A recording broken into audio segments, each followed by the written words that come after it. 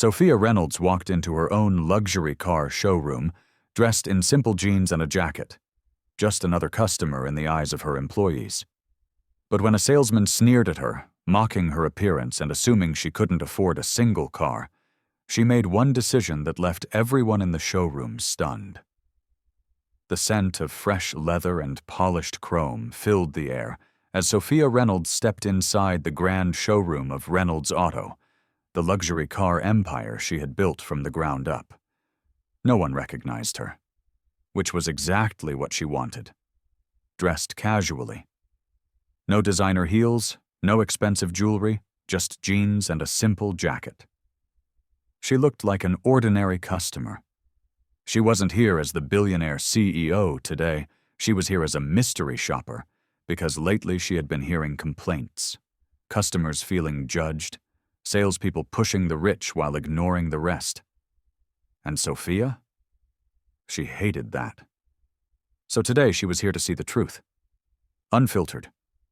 She walked up to a sleek, jet-black sports car, running her fingers along the glossy surface. A beauty. "Can I help you?" a voice drawled. Sophia turned to see a tall, suited salesman standing nearby, arms crossed, an arrogant smirk on his face. His name tag read Nick, Senior Sales Executive. She smiled politely. "Yes, actually. I'm interested in this model." Nick barely hid his disdain. His eyes flicked over her worn-out sneakers, her simple clothes. "This model?" he chuckled. "Ma'am, I don't think this is quite in your price range." Sophia raised an eyebrow. "Excuse me?" Nick sighed dramatically, stepping closer as if explaining something to a child. "This is a custom-engineered sports car, handcrafted leather interior, V12 engine, top speed of 210 miles per hour. The base price starts at $350,000? Sophia kept her expression neutral. "I know, and I'd like to take a test drive." Nick laughed. Not a polite chuckle, a full, condescending laugh. "Ma'am," he said, shaking his head, "we don't just hand the keys to anyone who walks in. This showroom is for serious buyers.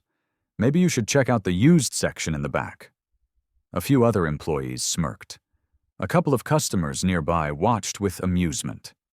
Sophia's blood boiled. Not because he had insulted her, but because this was how they treated customers? She took a deep breath, forcing herself to stay calm. Then, with a slow, deliberate movement, she reached into her pocket and pulled out a key fob. Nick's smirk vanished, because in her hand was the exact same key fob used for the showroom's top models. An owner's key. Sophia tilted her head. "Funny, because I already have one." Nick's face went pale. Employees froze. Customers whispered. And then, Sophia dropped the bombshell. "You know what's even funnier?" She stepped closer, lowering her voice just enough to make Nick sweat.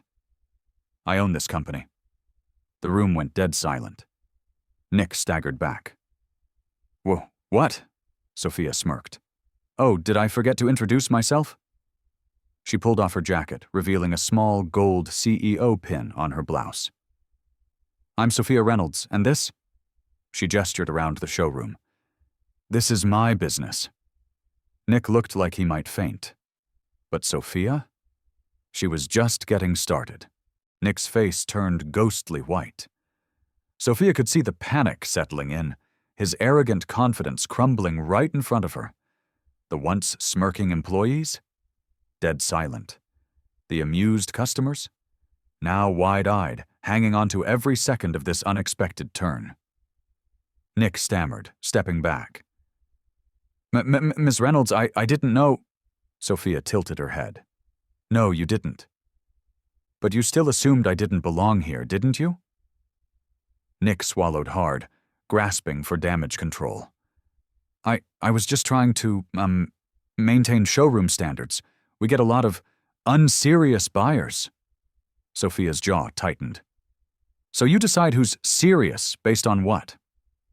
Their shoes? Their clothes?" Nick opened his mouth, then shut it. Sophia scoffed. Let me make something very clear.